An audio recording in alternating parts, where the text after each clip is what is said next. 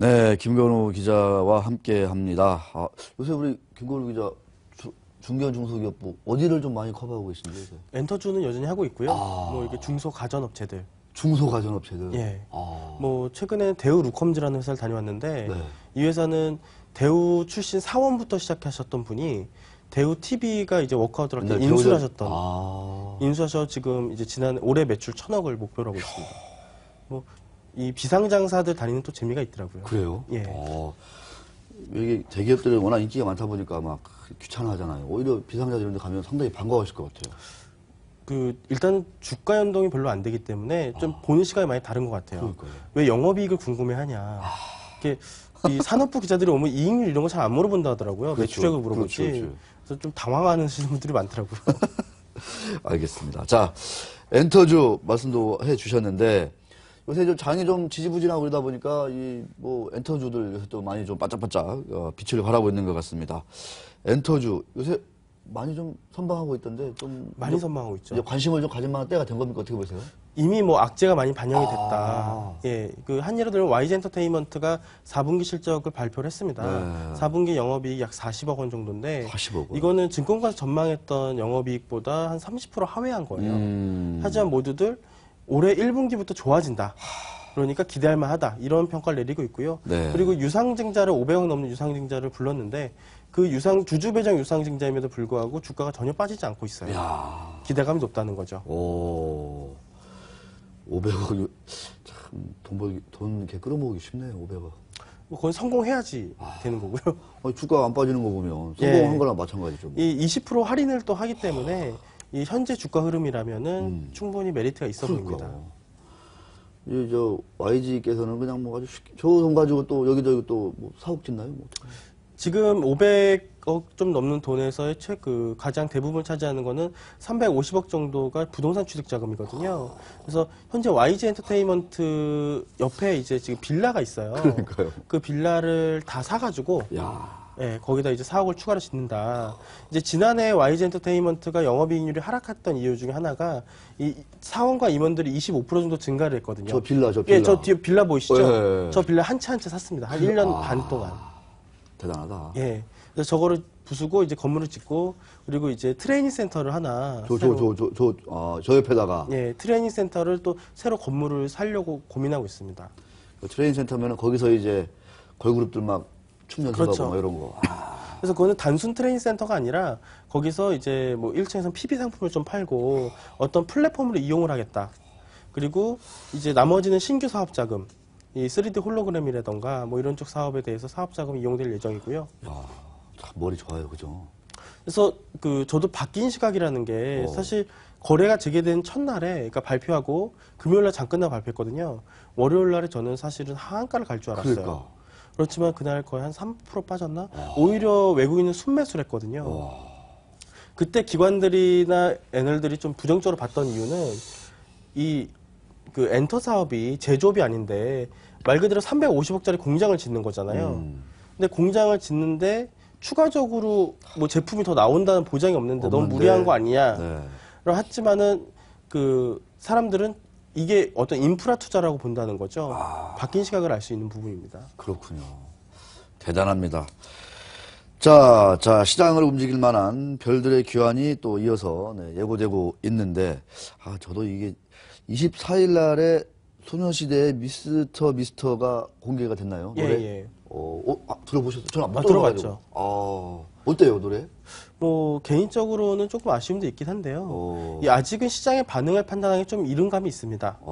왜냐하면 이 미스터는 이제 아이튠즈를 통해 가지고 이제 전 세계 공개가 됐고, 그래요? 예, 전 세계 좀 반응이 있는 편이고요. 저도 한번 들어봐야 되겠네요. 그리고 이 소녀시대가 본격적인 활동은 3월 6일인가요?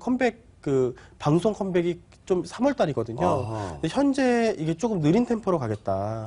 그리고 그렇죠. 그 소녀시대를 볼 때는 여러분들이 음원이 좋다 안 좋다라는 것보다 이 소녀시대 음반이 이번에 글로벌 마케팅을 하기 때문에 과연 소녀시대가 글로벌 시장에서 광고 스타로도 부각이 될 수 있느냐 이런 부분을 좀 눈여겨 보셔야 될 것 같아요. 광고. 예, 어차피 지금 현재 국내에서의 어떤 연예인들의 주요 수익은 음원이 아니라 이 광고와 콘서트거든요. 콘서트 광고. 그러면 당연히 새 음반이 나오기 때문에 콘서트는 가능할 거예요. 아. 그리고 국내나 해외 기본 지지층이 있기 때문에 이 그 콘서트 쪽은 굉장히 호황을 누릴 거라 생각을 하고요. 네. 문제는 이제 광고죠. 광고. 이 소녀시대가 그 국내 걸그룹 스타 중에서 거의 유일하게 이 전 품목을 다 그 광고를 하는 연예인이거든요. 그러면 이제 추가적으로 이 음반과 함께 새로운 컨셉으로 또 광고를 찍을 거 아니에요. 그러니까요. 이런 섹시 컨셉이다 그러면은 광고를 약간 섹시 컨셉으로 새로 만들어 찍거든요. 소주 모델이라든가 뭐 이런 거. 그렇죠. 그러면 이제 거기에 새로운 매출원이 붙기 때문에 어. 그 일단 투자자분들이 볼 거는 이번 음반의 음원이 좋다 안 좋다라는 보다는 과연 광고 시장에서 어떤 반응을 보이고 있느냐 이 부분 좀 눈여겨 보셨으면 좋겠습니다. 노래를 한번 들어봤으면 좋겠는데 노래는 준비가 안 돼 있을 것 같아요. 네. 아, 미스터. 항상 제목부터가 이 남성들을 자극하는 듯한. 오빠 팬들을. 그러니까. 예. 근데 이제 소녀시대는 이제 좀 이름을 좀 바꿔야 되잖아요. 소녀시대가 소녀가 아니잖아요. 계속 이대로 가나요? 9명이서. 그래서 개별 유닛 활동을 많이 하고 있고요. 그리고 연기자로도 변신을 많이 하고 있는 이유 중에 하나가 유나가 막 그쵸, 연기하고 막 그러던데. 뭐 유나는 오래전부터 했었고 그렇죠. 뭐 서연도 지난해 배우 데뷔를 했었고 어. 이랬던 이유가 결국에는 개별적인 활동을 가야 되지 않느냐. 그러면 개별 하나가 현재 이효리를 목표로 하고 있는 거죠. 그 단독으로 음반도 각각에서. 내고 그리고 이제 거기서 어떤 변신적에서 연기도 시도를 하고 그래서 제주도에 집 져서 거기서 이제 신혼생활하고 뭐 이렇게. 그리고 이 소녀시대가 이번에는 그 안무 같은 경우 좀 세계적인 사람이 참가를 했었고 그 SM 측에서도 패션과 이런 안무 쪽에 좀 많이 눈여겨 봐달라 이런 당부를 하는 걸 봐서는 어떤 그 개별 한 명 한 명을 그 패션의 아이콘을 만들려는 게 아니겠냐 이런 생각도 좀 하고 있습니다. 자, 그 어마어마하다는 그 중국 여심을 흔들고 있다고 하죠. SM 소속으로 알고 있는데 엑소 예. 이 효과 작년에 대단했던 걸로 제가 알고 그 있는데 대우의 어때요? 김창권 연구원이 엑소를 그렇게 평가했죠. 애플의 아이폰과 같은 존재다. 예.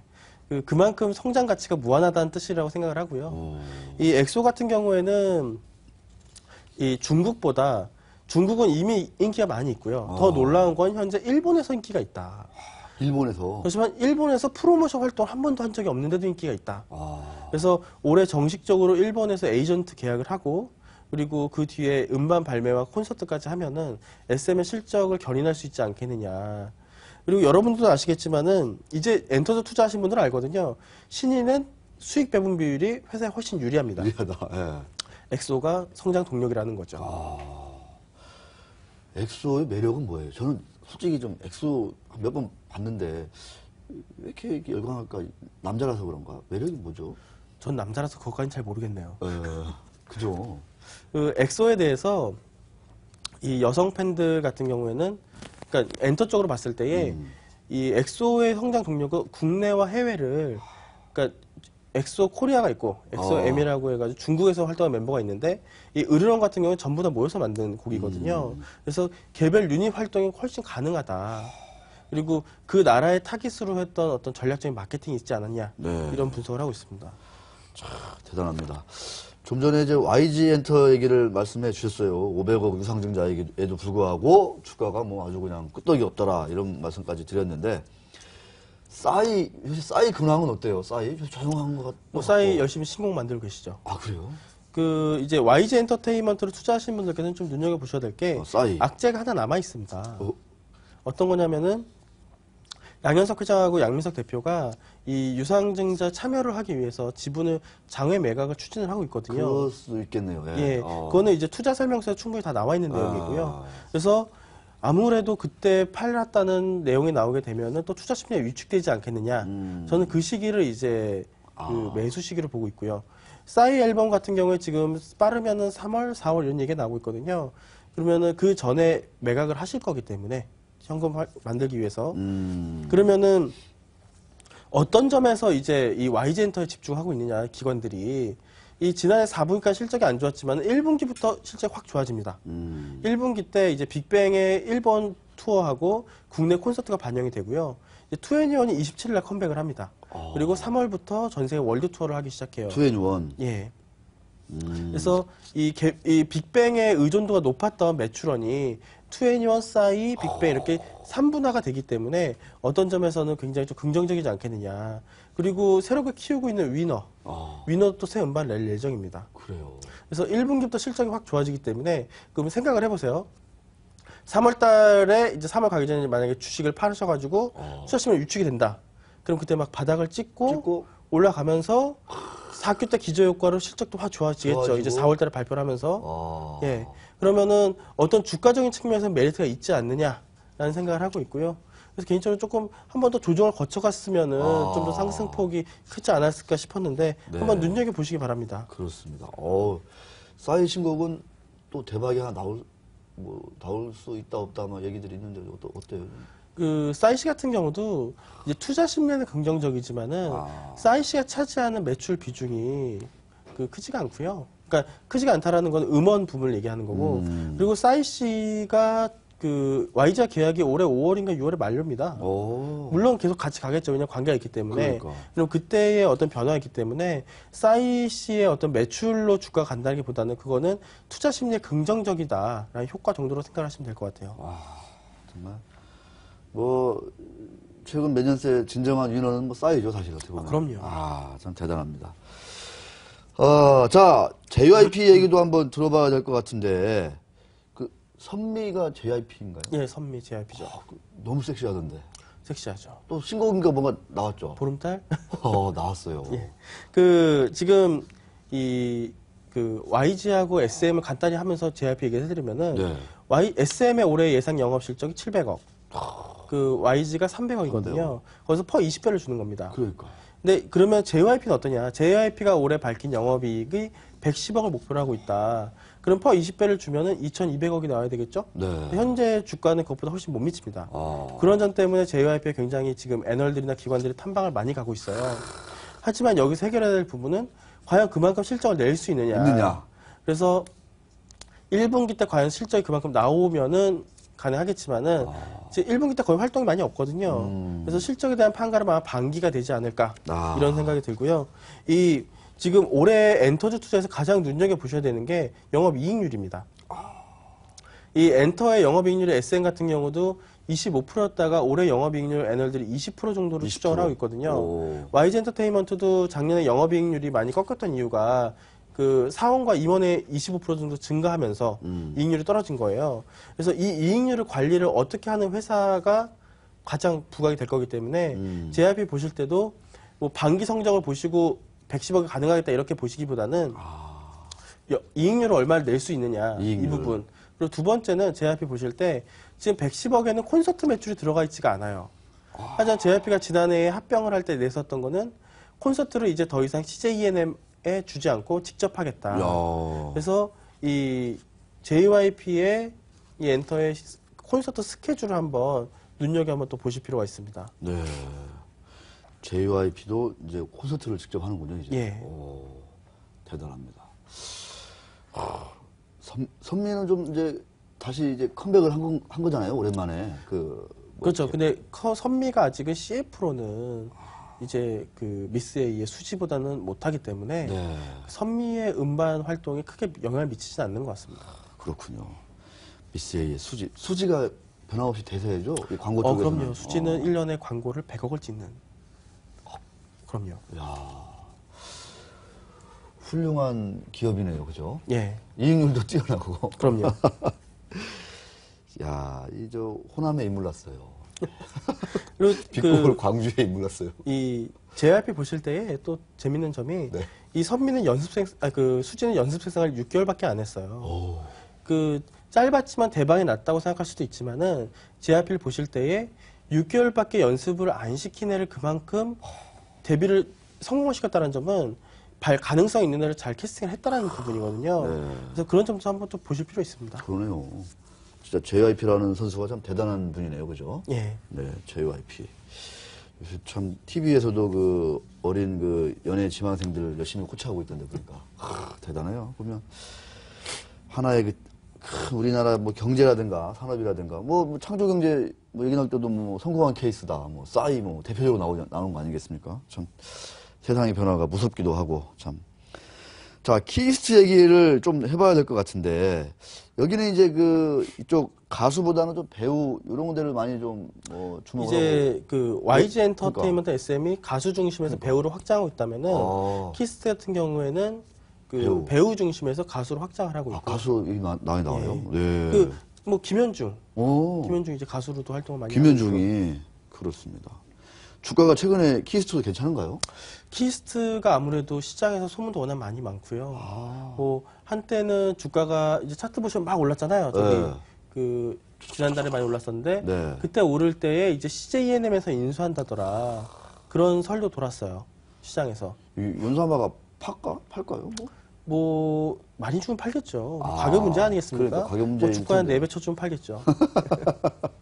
근데 이 키스를 보실 때는 이제 김수현 효과. 김수현 효과는 이제 아무래도 중국 시장에서 인기가 많다, 김수현이. 그러면 배용준 씨가 일본에서 활동할 때 매출, 그때 제가 예전에 한번 나와서 말씀드렸지만 배우 매니지먼트는 매출의 계산을 하기가 굉장히 쉬워요. 활동에 딱 이 배우 출연료와 광고가 대부분이기 때문에 그럼 광고 같은 경우 김수현 같은 경우에 8억에서 9억 정도 받을 겁니다. 중국에서는 6개월에? 10억, 아니 1년에. 1년인가요? 예. 그리고 중국에서는 한 10억 정도 받을 수 있을 거고. 그럼 이 긍정적 부분 이미 국내에서 할 수 있는 광고 대부분을 하고 있어요. 김수현 씨는. 근데 이제 중국에서도 이제 광고를 수주를 받을 수가 있다.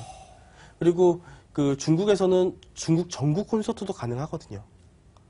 그러니까 이제 김수현 씨 같은 경우는 좀 무궁무진한 이제 그 애플의 아이폰 같은 존재다 이런 생각을 하시면 될 것 같고요. 대단합니다. 예. 아니 김수현을 보면 얼굴이 전지현보다 작아. 작고 예쁘고 잘생기고. 어떻게 그럴 수가 있죠? 그리고 이 키스를 보실 때는 배우 매니저만 보시는 게 아니라 가수? 아니요. 여기는 일본의 케이블 방송국을 갖고 있어요. 그거 있죠, 맞아요. 예, DATV 갖고 있는데 현재의 실적 부분이 조금 안 좋았어요. 지난해 때. 근데 그건 국내의 실적 부분이 아니라 그 일본에서의 자회사 손실이 조금 반영이 된 부분이거든요. 그래서 하지만은 이 DATV가 점점 좋아지고 있습니다. 그래요. 케이블 방송. 예, 좋아지고 있고 여러분들 기다리시면은 좀 좋은 수익도 있을 수도 있어요. 오, 그래요? 예. 오, 또 김건우 기자가 또 이렇게 왜냐하면 이 키스트가 드라마 제작을 하고 있거든요. 근데 드라마 제작을 해서 국내에서 어떤 이제 국내에서 매출을 일으키기보다는 일본에서의 드라마의 수급 부분을 책임질 수 있고 영향력이 생기는 거기 때문에 네. 어떤 콘텐츠적인 이런 플랫폼에서는 좀 매력적이 더 커질 수가 있습니다. 그래서 키스트는 그런 부분 좀 보시고 아까 제가 YG 엔터테인먼트 그런 부분 얘기를 안 했는데 올해 YG 엔터테인먼트가 여러분들이 주목하셔야 되는 부분이 올해 2, 3년간 준비했던 신사업이 다 공개가 돼요.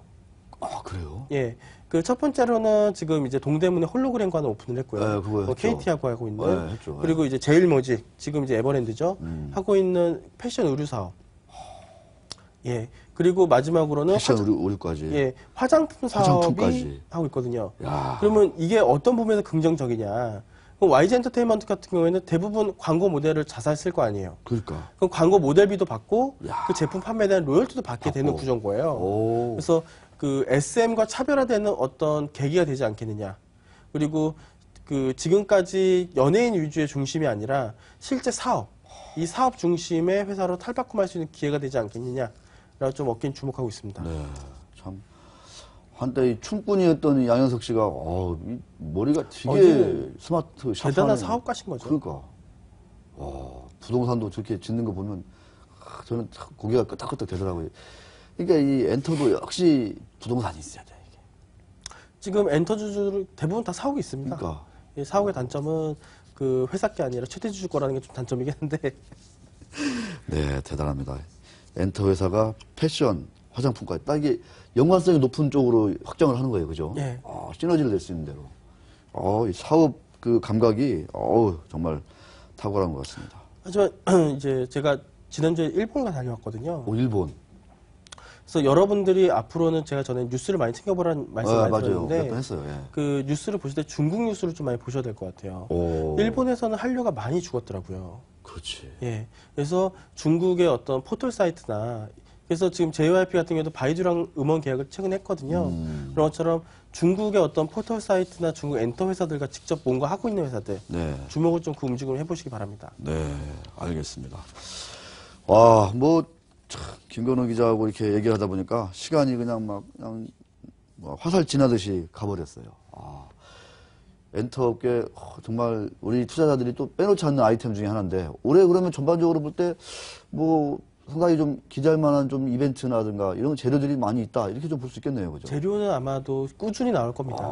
그리고 무엇보다도 그 실적 부분들이 이제 많이 신경을 쓰기 때문에 하지만 좀 가장 우려하고 있는 분은 어떤 거냐면 최근에 CJ E&M 사건 때문에 애널리스트들이 많이 곤욕을 치렀잖아요. 그렇죠. 그래서 실적 추정 부분이 더 어려워질 거라는 얘기가 많이 있습니다. 깐깐해지고. 예. 그래서 그런 부분에서 이젠 투자자들이 직접 좀 그런 거를 적극적으로 공부를 하셔야 되는 과거처럼 이제 애널들의 말을 100% 믿기보다는 믿기보다. 그래서 현재 엔터주 같은 경우에 애널들이 내놓은 영업이익이나 그런 추정치 많이 달라요. 그래서 그 회사별로 한번 증권사별로 쫙 분석을 하셔가지고 그러면은 나는 이 회사 이 정도 영업이익 할 수 있을 거다. 이런 판단하셔서 펄을 주셔가지고 목표가를 본인 스스로 책정을 하셔야겠죠. 어떻게 해야 된다는 어떤 구체적인 노하우까지 애널리스트에서 좀 규제가 있어가지고 활동이 조금 제약을 많이 받을 수밖에 없는데 당분간은 그렇죠. 제조업이 아니라서 그러니까. 회사 정보에 의존할 수밖에 없는 게 엔터 그렇지, 쪽이 가장 그렇지. 리스크거든요. 맞아. 그래서 역시 좀 기업을 좀 더 열심히 좀 이렇게 접근해 보셔야 된다 이런 얘기가 와닿습니다. 그만큼 엔터주 투자는 쉽지 않다 이런 것도 우리 김건우 기자가 짚어주신 것 같습니다. 감기 때문에 고생하시는 것 같은데 감기 치료 잘 하시고 건강이 제일 중요해요. 네, 또 불러주세요. 그때 건강한 모습으로 나오겠습니다. 바쁘시니까 자주 부르기는 그렇고 또 몇 개월 또 지나서 또 재미난 이슈가 있으면 싸이가 한번 컴백이나 한번 듣고 싶기도 하고 그런 생각이 듭니다. 네, 수고하셨습니다. 네, 감사합니다. 네, 고맙습니다.